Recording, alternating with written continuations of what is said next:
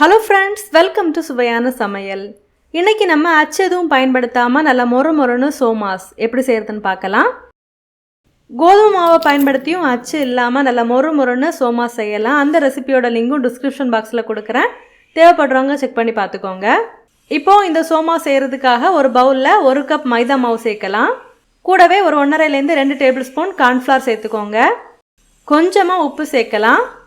இதுல 1 table spoon எண்ணெய் விட்டு மாவை நல்லா பிசைஞ்சு விடுங்க. எல்லா மாவுலையும் எண்ணெய் படுறது மாதிரி இதை நல்லா பிசைஞ்சு எடுக்கலாம்.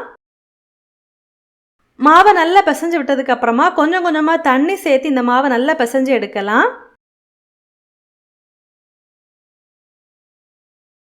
எல்லா மாவையும் சேர்த்து நல்லா பிசைஞ்சு எடுத்ததுக்கு அப்புறமா இந்த மாவை ஒரு ஃப்ளாட்டான இடத்துல போட்டு இடிகள் வச்சு இதை நல்லா இடிச்சு விடலாம்.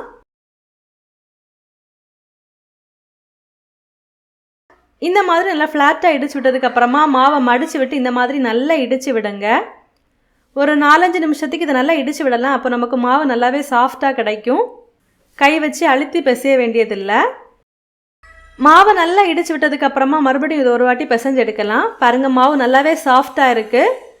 இப்போது இதில் 1 டீஸ்பூன் எண்ணெய் விட்டு மாவோட எல்லா பக்கத்துலையும் அப்ளை பண்ணி இதை மூடி போட்டு 2 மணி நேரத்துக்கு மாவை நல்லாவே ஊற விடலாம். மாவை நல்லா ஊற வச்சு எடுத்ததுக்கு அப்புறமா பார்க்கலாம். மாவு ஊறுற சமயத்தில் நம்ம இதுக்கு தேவையான ஸ்டஃபிங் ரெடி பண்ணலாம். ஒரு மிக்சி ஜாரில் 1/2 கப் பொட்டுக்கடலை சேர்க்கலாம். இந்த பொட்டுக்கடலையை நல்லா நைஸாக பொடிக்காமல் ஓரளவுக்கு இதை பொடிச்சு எடுக்கலாம். இதை இன்னொரு பவுலில் மாற்றி எடுத்து வச்சிடலாம். அடுத்ததாக இதே மிக்சி ஜாரில் 1/2 கப் சர்க்கரை சேர்க்கலாம். கூடவே 3 ஏலக்காவை சேர்த்து இதையும் நல்லா பொடிச்சு எடுக்கலாம். பொடிச்சு எடுத்ததுக்கு அப்புறமா இதையும் ஒரு பவுலில் மாற்றி வச்சிடலாம். இப்போது நம்ம ஸ்டஃபிங்குக்கு தேவையான பொட்டுக்கடலையும் சர்க்கரையும் பொடிச்சு எடுத்தாச்சு. இது இருக்கட்டும். அடுத்ததாக இதுக்கு தேவையான தேங்காவை வறுத்தெடுக்கலாம். ஒரு கடாயை சூடு பண்ணி 1 ஸ்பூன் நெய் சேர்க்கலாம். இதில் தேங்காய் துருவலை சேர்த்து நல்லா வறுத்து விடலாம். மிதமான தீயில வச்சு இதை தேங்காவை நல்லா வறுத்து எடுத்துக்கோங்க. தேங்காவை நல்லா வறுத்தெடுத்தோம் அப்படின்னா தான் சோமா சீக்கிரமாக கெட்டு போகாது. இப்போ பார்த்தீங்கன்னா தேங்காவோட ஈரப்பதம் இல்லாமல் தேங்காவை நல்லாவே வறுத்து எடுத்தாச்சு. இந்த அளவுக்கு நல்லா வறுத்து எடுத்ததுக்கு அப்புறமா இதை சூடாடுறதுக்காக தனியாக எடுத்து வைக்கலாம். இது நல்லாவே சூடாறட்டும். தேங்காவை நல்லா சூடார வச்சு எடுத்ததுக்கு அப்புறமா நம்ம ஸ்டஃபிங்கை மிக்ஸ் பண்ணி எடுக்கலாம். ஒரு பவுலில் நம்ம பொடிச்சு எடுத்திருந்த பொட்டுக்கடலை கூடவே பொடிச்சு எடுத்திருந்த சர்க்கரையும் சேர்க்கலாம்.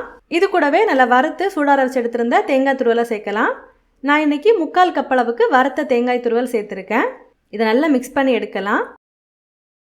உங்களுக்கு தேவைப்பட்டது அப்படின்னா நீங்கள் இதில் முந்திரி உலர்ந்த திராட்சைகள் கூட நெய்யில் வறுத்து சேர்க்கலாம்.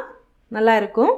அவ்வளோதான், இதை நல்லாவே மிக்ஸ் பண்ணி எடுத்தாச்சு. இப்போ நம்மளோட ஸ்டஃபிங்கும் ரெடி ஆகிடுச்சு. இதை தனியாக எடுத்து வைக்கலாம். இப்போ பார்த்தீங்கன்னா மாவை ஒரு 2 மணி நேரத்துக்கு நல்லாவே ஊற வச்சு எடுத்தாச்சு. மாவு நல்லாவே சாஃப்ட் ஆகியிருக்கு. இதை மறுபடியும் ஒரு வாட்டி நல்லா பிசைஞ்சு விடலாம். நல்லா பிசைஞ்சு எடுத்ததுக்கு அப்புறமா சின்ன சின்ன உருண்டைகளாக பிடிச்சி எடுத்து வச்சிடலாம். இந்த மாதிரி செய்கிறதுனால நம்ம இதை தேய்ச்சி சோமா செய்கிறதுக்கு ஈஸியாக இருக்கும். இப்போ ஒரு உருண்டை மாவு எடுத்து சப்பாத்தி கட்டையால் நல்லா தேய்ச்சி விடுங்க. இப்போது இந்த மாவை நல்லா தடிமனாக இல்லாமல் ஓரளவுக்கு கொஞ்சம் மெலிசாக தேய்ச்சி எடுத்துருக்கேன்.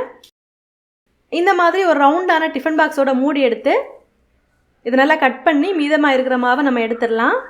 இந்த மீதமாக இருக்கிற மாவை நம்ம அடுத்ததாக செய்கிறதுக்கு யூஸ் பண்ணிக்கலாம். இப்போது இதில் 1 ஸ்பூன் பூரணம் எடுத்து வச்சுக்கோங்க. பூரணம் இந்த மாதிரி நடுவில் இருக்கிறது மாதிரி பார்த்துக்கோங்க. இப்போது கையில் தண்ணி தொட்டு மாவோட ஒரு சைடில் மட்டும் இந்த மாதிரி அப்ளை பண்ணுங்கள். அப்போது தான் நம்ம இதை ஒட்டுறதுக்கு ஈஸியாக இருக்கும். இப்போ இதை மாவை மடித்து விரலால் இந்த மாதிரி அழுத்து விட்டீங்க அப்படின்னா இது க்ளோஸ் ஆகிரும்.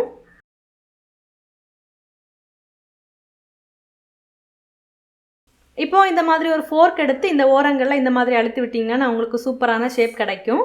உங்ககிட்ட சோமாஸ் அச்சு இருந்தது அப்படின்னா நீங்கள் அதையே யூஸ் பண்ணிக்கலாம். நான் இன்றைக்கி அச்சு எதுவும் இல்லாமல் இந்த மாதிரி தான் செஞ்சு எடுத்திருக்கேன். ஒரு பக்கம் ஃபோர்க் வச்சு இந்த மாதிரி அழுத்தி விட்டதுக்கு அப்புறமா இதை திருப்பி விட்டு அடுத்த சைடில் இந்த மாதிரி ஃபோர்க் வச்சு பண்ணி எடுத்துக்கோங்க.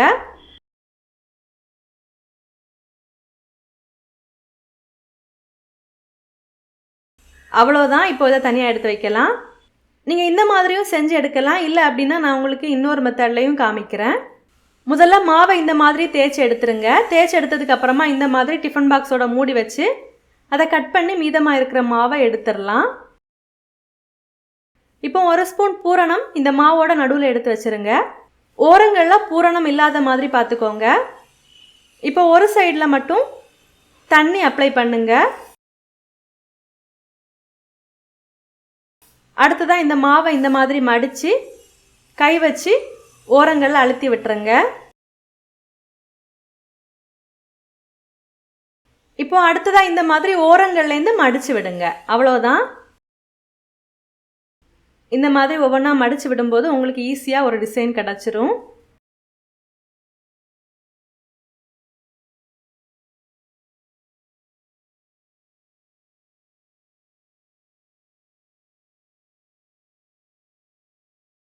அவ்வளோதான் பாருங்கள், எல்லாத்தையுமே மடித்து விட்டாச்சு. இப்போ லாஸ்ட்டில் வரும்போது மீதமாக இருக்கிற மாவை எடுத்துருங்க. அவ்வளோதான், ஒரு சூப்பரான டிசைனில் நமக்கு கிடச்சிரும். இந்த மாதிரி எல்லாத்தையும் செஞ்சு எடுக்கலாம்.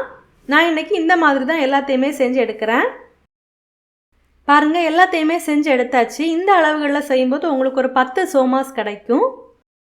அவ்வளோதான். இப்போ நம்ம இதை எண்ணெயில் போட்டு ஃப்ரை பண்ணி எடுக்க வேண்டியதுதான். ஒரு கடாயில் இதை ஃப்ரை பண்ணுறதுக்கு தேவையான அளவுக்கு எண்ணெய் சேர்த்து சூடு பண்ணலாம்.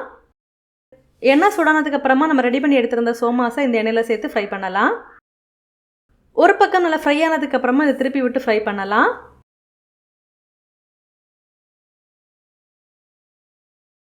இது நல்லா ஃப்ரை ஆகியாச்சு. ஃப்ரை ஆன உடனேயே எண்ணெயிலேருந்து வடிகட்டி எடுத்துச்சு அடுத்த பேட்சை இந்த எண்ணெயில் போட்டு ஃப்ரை பண்ணலாம். இதையும் நல்லா திருப்பி விட்டு ஃப்ரை பண்ணி எடுக்கலாம்.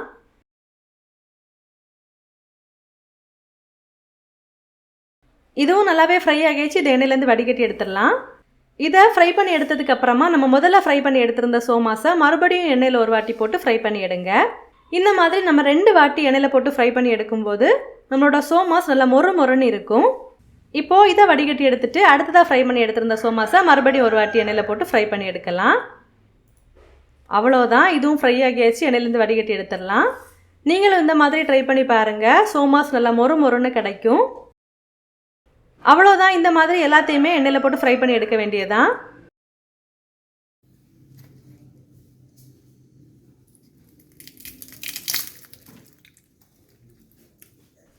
பாருங்கள், சோமாஸ் நல்லா மொறுன்னு இருக்குது. அவ்வளோதான், நம்மளோட சுவையான நல்லா மொறுன்னு சோமாஸ் ரெடி ஆகிடுச்சு. நீங்களும் இந்த மாதிரி செஞ்சு பாருங்கள். செஞ்சு பார்த்ததுக்கப்புறமா உங்கள் கமெண்ட்ஸை மறக்காமல் எங்களோட ஷேர் பண்ணுங்கள். உங்கள் நண்பர்களோட மறக்காமல் பகிர்ந்து கொள்ளுங்கள். இந்த மாதிரி சுவையான ஒரு ரெசிபியோட நான் உங்களை சந்திக்கிறேன். அது வரைக்கும் சுவையாக சமைங்க, சுவையாக சாப்பிடுங்க. நன்றி.